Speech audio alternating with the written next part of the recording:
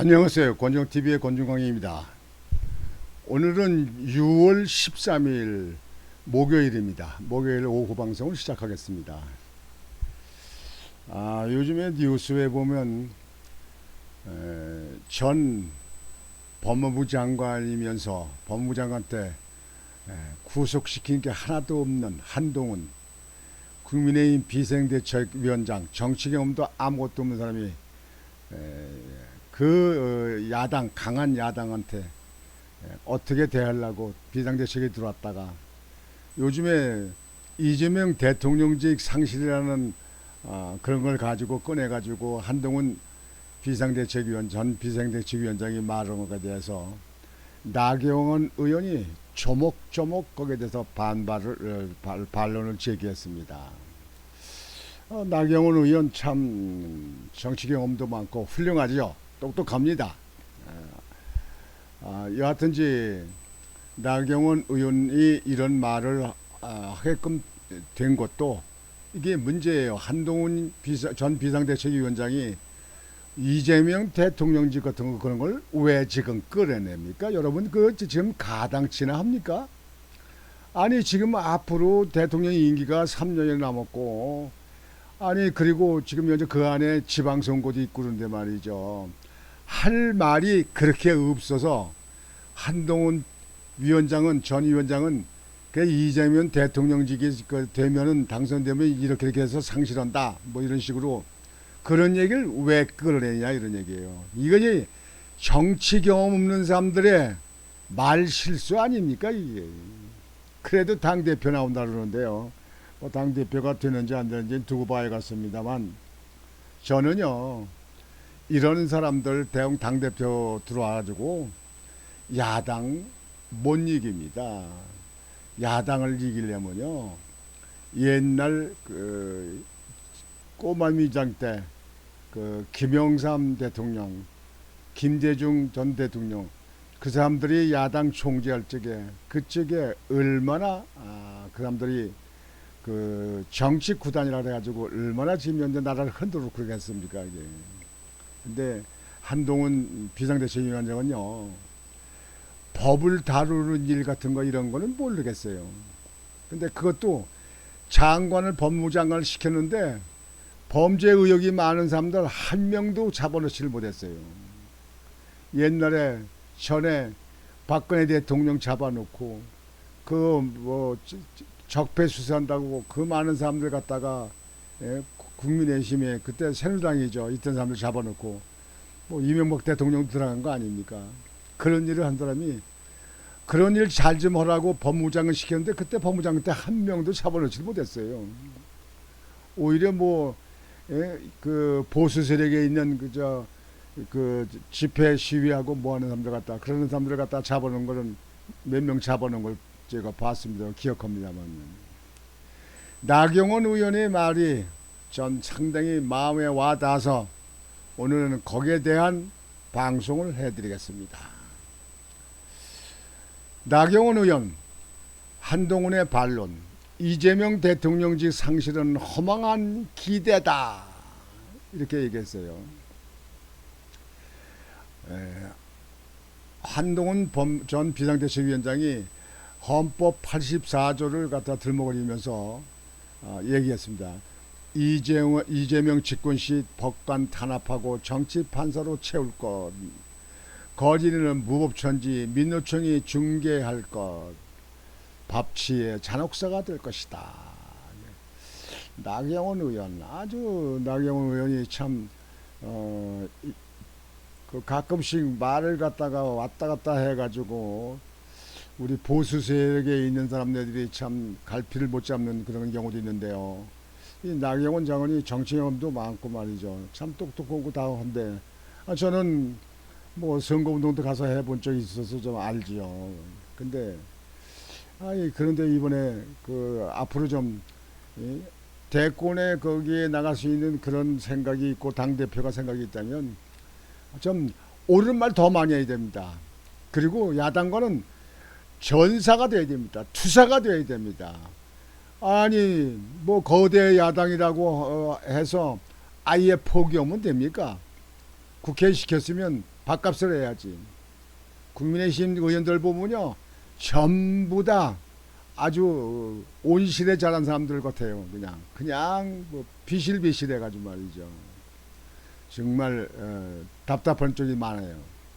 한동훈 전 국민의힘 비상대책위원장이 최근 헌법 84조를 거론하며 이재명 더불어민주당 대표가 대통령에 당선되더라도 직을 상실할 가능성이 있다고 주장한 데 대해 차기 당권 경쟁자인 나경원 국민의힘 의원이 허망한 기대와 예상이라며 이견을 밝혔다.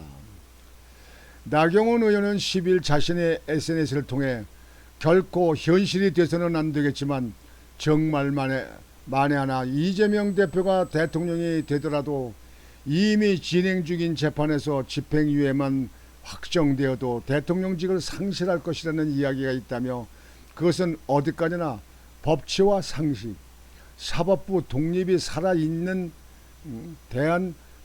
대한민국에서나 기대할 수 있는 법한 일이라고 말했다.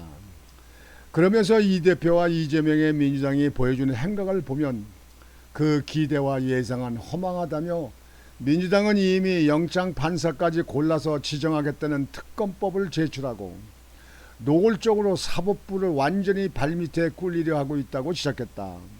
맞아요. 맞아.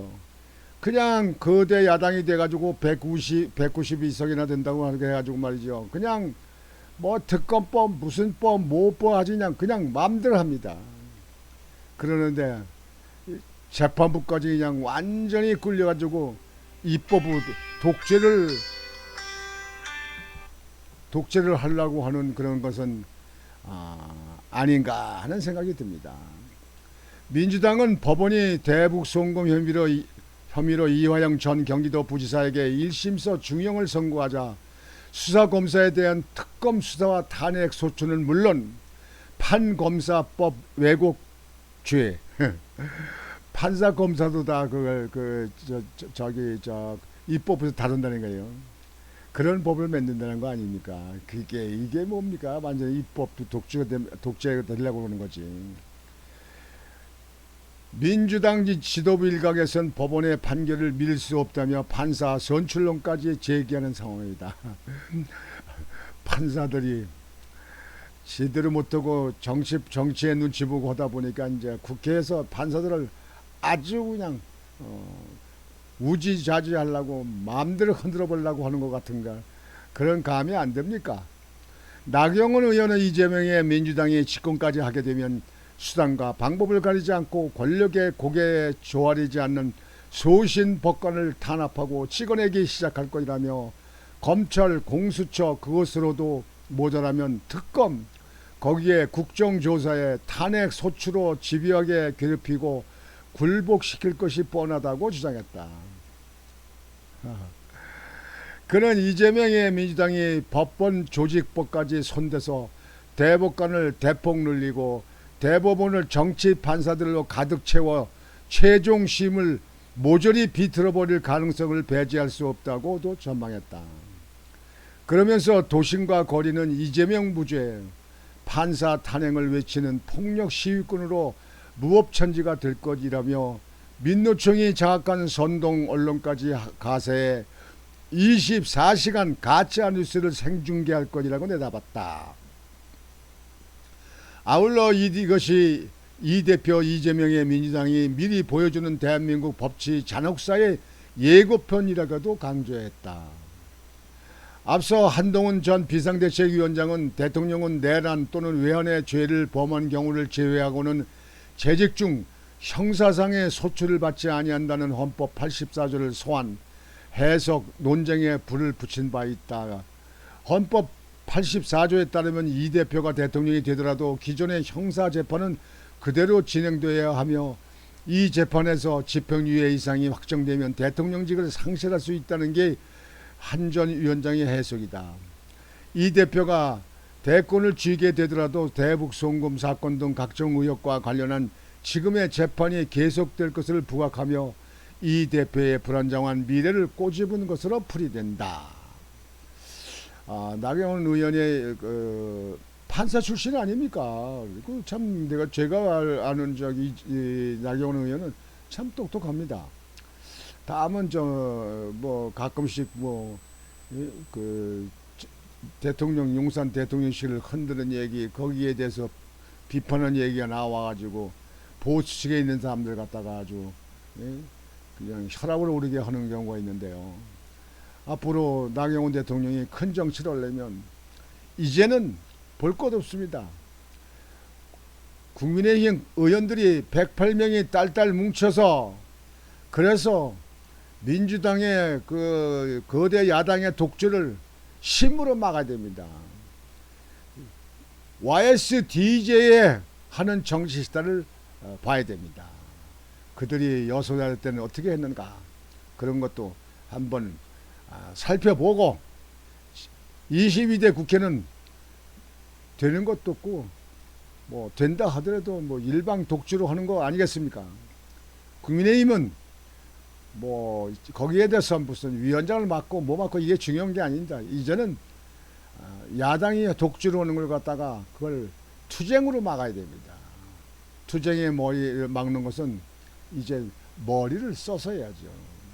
안 되면 뭐 국회에서 안 되면 국회 밖에서 오고 뭐 어떻게 되든지 이 문제는 국민들이 보수 세력이 시원하게 좀 그렇게 해야 된다 이렇게 생각합니다.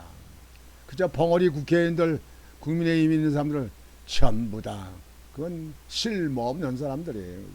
벙어리 국회의원들은 바꿔야 됩니다. 아니 면책 특권이 있는데 왜 말들을 못해요. 사실대로 얘기하는 것도 왜 말을 못하냐고. 참으로 한심합니다. 윤석열 대통령만 그냥 나라 잘되게 하려고 뛰다니고 하는 것 같아서 참 윤석열 대통령이 얼마나 마음이 상하고 속이 답답할까 이렇게 생각이 이해가 되어집니다.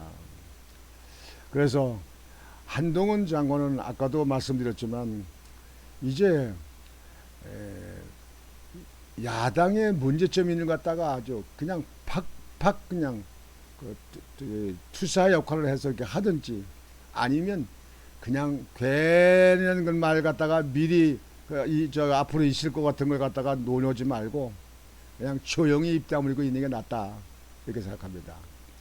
그리고 나경원은 더 힘내시고 더 열심히 해서 우리 보수 세력에 있는 사람들이 가슴이 시원하게 한번 해봐요.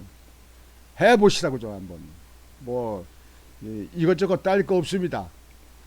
잘못한 죄의 의혹이 있는 사람들 갖다가 비판하는 건 뭐 얼마든지 할 수 있잖아요. 왜 못해요? 왜 못해?